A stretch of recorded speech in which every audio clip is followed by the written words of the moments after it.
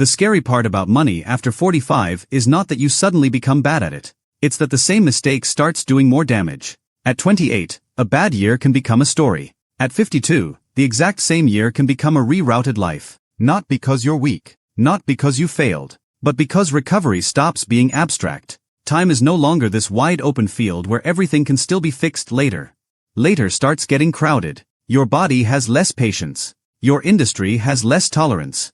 Your family has more needs. And the margin that used to protect you gets thinner without making a sound. That's why so many financially smart people get blindsided in midlife. They don't feel reckless. They don't look irresponsible. Most of them are competent, productive, respected. They pay bills. They work hard. They've been the stable one, the provider, the problem solver. From the outside, they look fine. But somewhere in their 40s and 50s, money quietly changes roles. It stops being just a tool for building life, and starts becoming the thing that decides how much freedom is left inside it. And that's where the danger begins. Because the most expensive mistakes after 45 usually don't come from ignorance. They come from psychology, from identity, from fear disguised as optimism, from habits that used to be survivable when you still had 20 years of brute force correction available to you. And now you don't. Not in the same way. After 45, the issue is rarely, do I know what a retirement account is?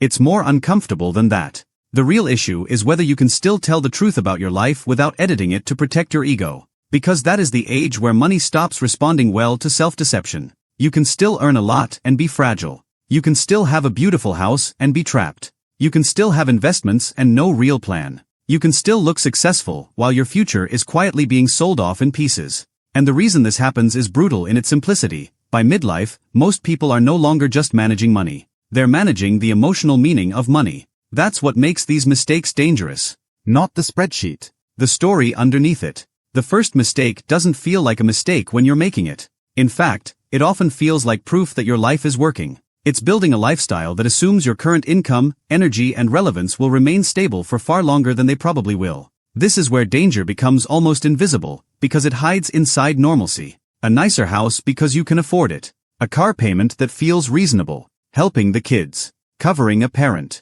Better vacations because you've earned it. A few subscriptions. A renovation. A school choice. A second property. A level of spending that doesn't feel extravagant because it rose gradually, in sync with your career. Nobody wakes up one morning and says, I'd like to trap myself financially.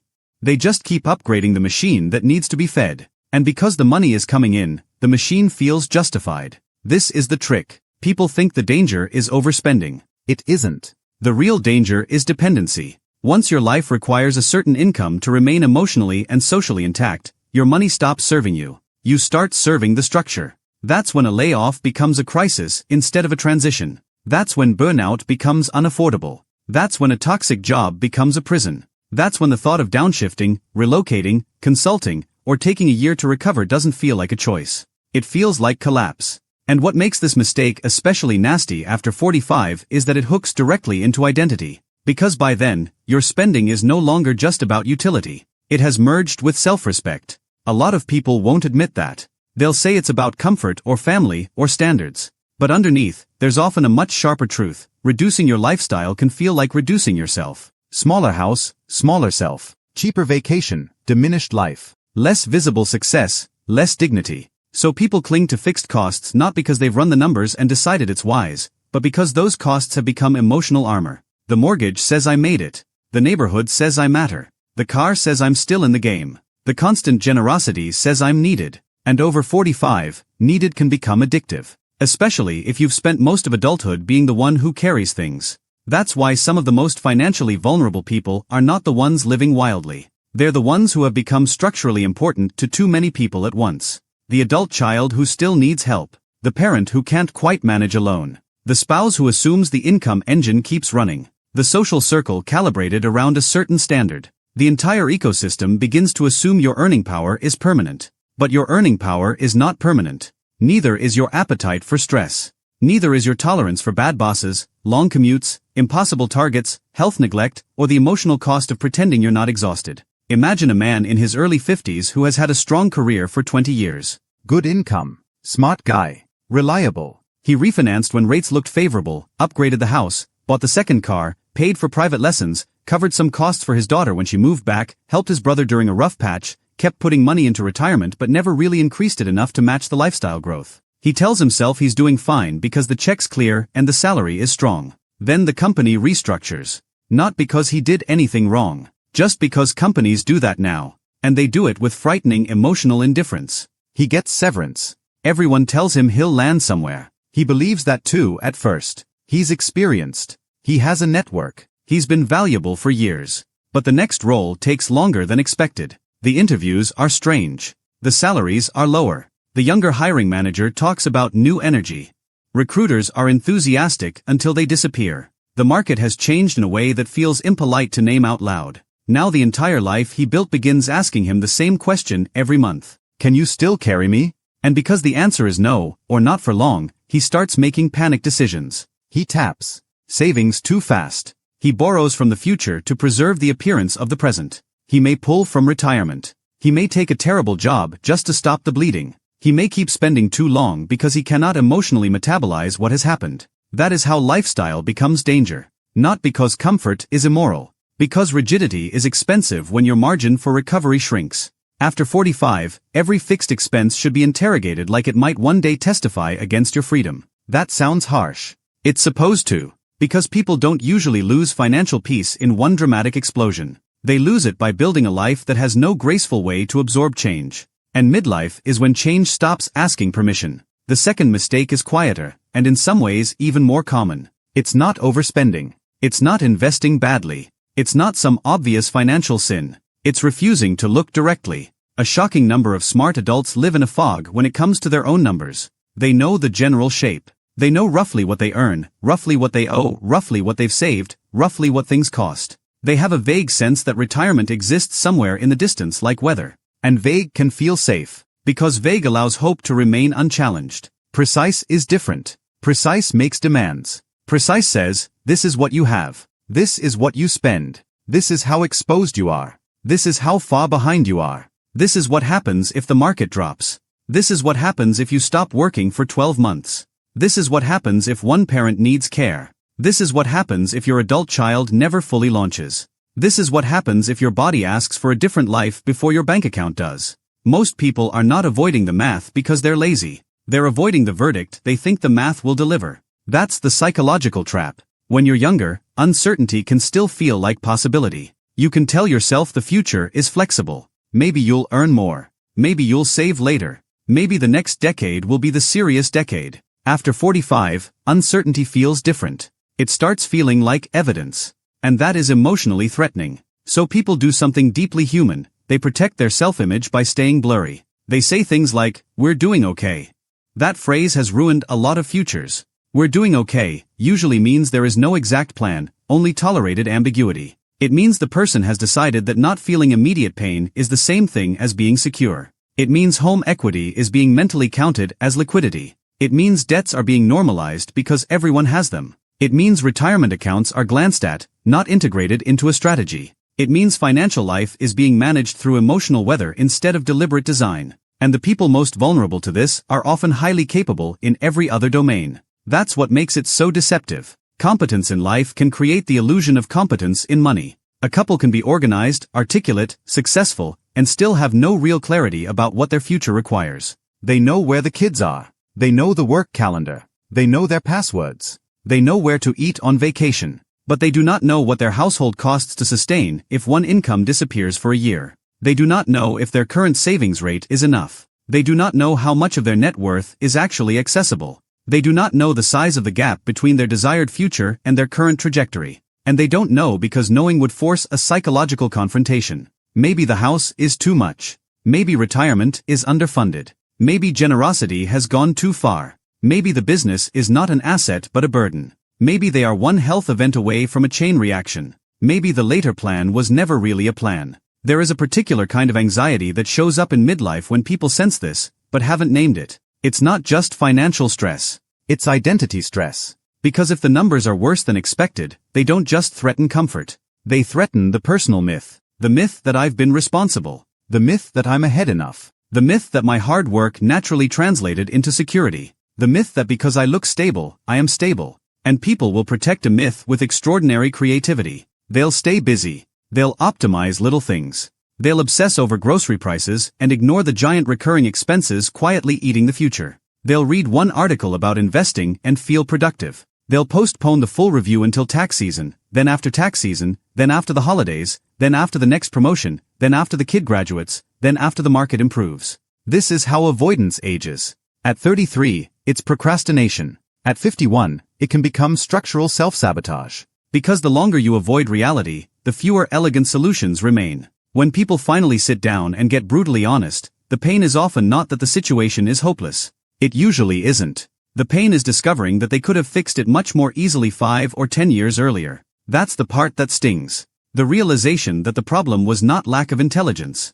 It was emotional reluctance. You didn't need a miracle. You needed a clear look. And clear looks are hard because they strip away psychological anesthesia. There's a woman in her late 40s who has been earning well for years. Her husband works too. They've always considered themselves prudent. Not flashy. Not irresponsible. But when they finally do a true review, they realize most of their financial confidence has been built on 3 flattering assumptions. First, that the house value means they're richer than they are. Second, that they'll naturally keep earning at a high level with no interruption. Third, that their retirement contributions, while consistent, were enough simply because they were automatic. None of those assumptions is evil. They're just untested. And untested beliefs become dangerous when they run your future. Once the fog lifts, the emotional reaction is usually not calm. It's grief. Not because money vanished overnight, but because the person is suddenly seeing the cost of all the years they spent not wanting to know. That's why this mistake matters so much after 45. The problem isn't that you're behind. Many people are behind and still recover well. The danger is that vagueness consumes the exact years when clarity becomes most valuable. Midlife is not the time for approximate money. It's the time for truth with numbers attached. And then there's the third mistake. This one is the most emotional of all, because it usually appears right after the truth finally breaks through. It's trying to erase time with one dramatic move. This is where fear becomes theatrical. Someone looks at the gap between where they are and where they thought they'd be, and the feeling is so uncomfortable that they go hunting for speed. Not strategy. Speed. A hotter investment. A big speculative bet. A leveraged property. A concentrated position in the company stock because they know the business.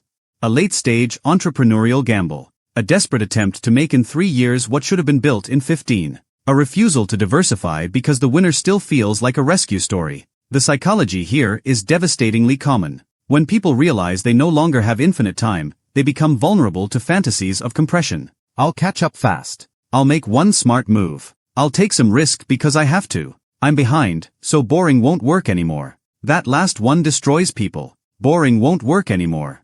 But what they usually mean is, I am emotionally unable to accept a slower, more disciplined recovery because it forces me to confront the real timeline. So instead, they reach for volatility, because volatility feels like possibility. It creates the intoxicating sensation that the problem may disappear without requiring a deeper reconstruction of behavior. This is not really about greed. It's about shame. Shame about the gap. Shame about starting late. Shame about what should have been done already. Shame about being smart enough to know better and still not having the outcome to match. And shame makes people reckless in very specific ways. It hates gradual repair. It hates humble solutions. It hates the sentence, "This is going to take years of consistency." It would rather gamble than grieve. That's why a person who was financially cautious for 30 years can suddenly start behaving like a man in a casino. Not because they lost their mind. Because they lost their emotional buffer. They are not chasing wealth. They are chasing absolution. The mirror image of this mistake looks more respectable, but it comes from the same place. Instead of swinging for the fences, some people freeze. They hold too much cash for too long. They stop investing because they cannot bear seeing loss. They decide safety means no volatility, even if inflation quietly erodes their future. On the surface, one person is reckless and the other is conservative. But psychologically, both are doing the same thing. They are letting fear dictate the design. One says, "Save me fast." The other says, "Don't hurt me again." Neither is a plan. After 45, this gets dangerous because money now has less time to recover from emotional swings. Big losses hurt more. Missed compounding hurts more. Panic decisions hurt more. The years become heavier. Every financial choice starts dragging more life behind it. Think about the person who spent years half paying attention, then finally wakes up at 54 and realizes the retirement number in their head is nowhere near the real one. Now they are vulnerable to every seductive narrative in the world. The friend who made a killing in some asset.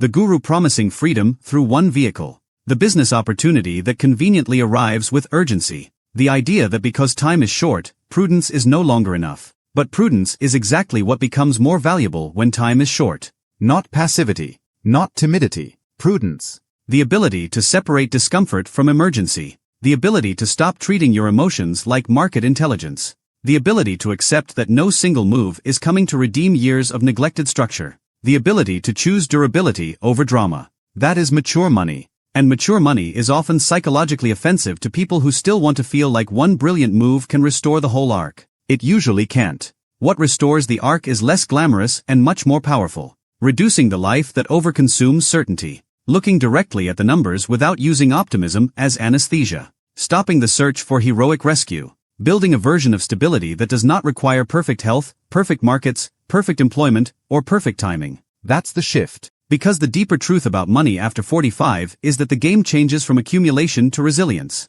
When you're younger, you can survive a lot with momentum alone. You can outwork a bad decision. You can recover from waste with future energy. You can make up ground with time. Time is carrying you even when you're sloppy. Later, time stops carrying you. It starts billing you. And that is not a reason for panic. It's a reason for sobriety. There's actually something liberating about this once you stop fighting it. Because when you finally accept that certain mistakes have become too expensive to keep making, you get clearer. Less performative. Less hypnotized by status. Less attached to financial theater. You start asking better questions. Not, how do I look successful?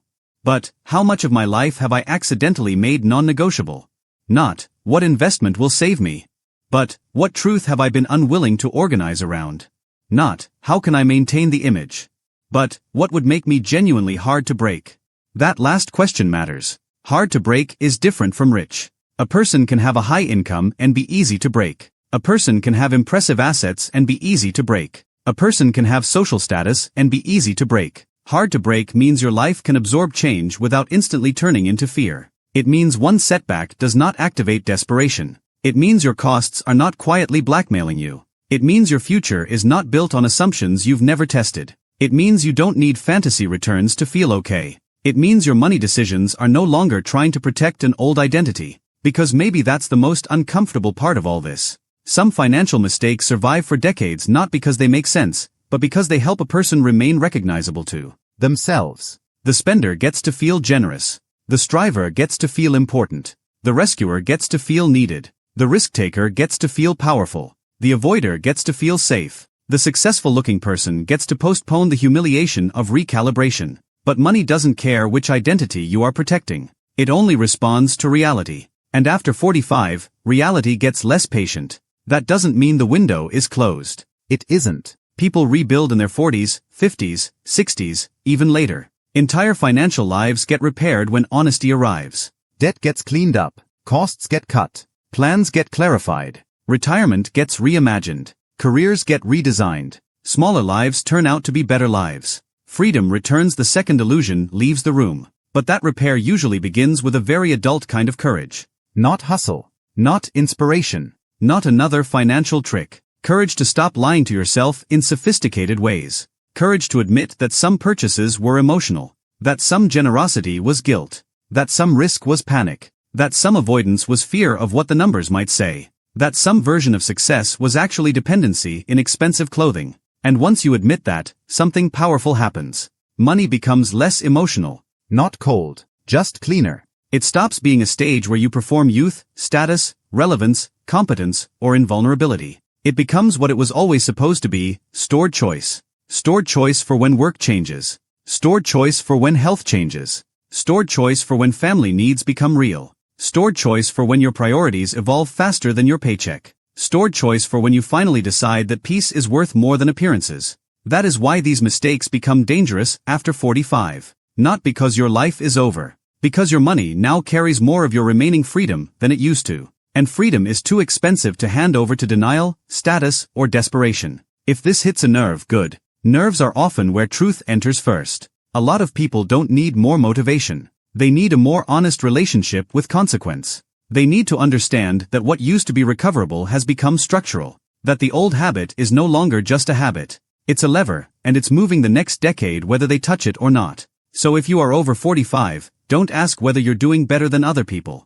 That question is almost always a distraction. Ask whether your financial life is built to survive reality. Ask whether your spending has become identity. Ask whether your vagueness is protecting your ego. Ask whether your hope has started dressing itself up as risk. Because the point now is not to win some imaginary scoreboard. The point is to stop making your future pay for the emotional needs of your present. And the people who get this in time don't necessarily become flashy. They become calm. There is a specific calm that comes from no longer needing money to prove anything. No longer needing the house to explain you. No longer needing the car to reassure you. No longer needing a giant return to rescue your story. No longer needing vagueness to preserve hope. Just clarity. Structure. Margin. Choice. That calm is worth more than most luxuries people spend half their life chasing. Because eventually, everybody reaches the age where the real flex is not looking rich. It's being unafraid of the truth. And if you can get there, really get there, then midlife stops being the age where money becomes dangerous. It becomes the age where you finally stop letting it lie to you.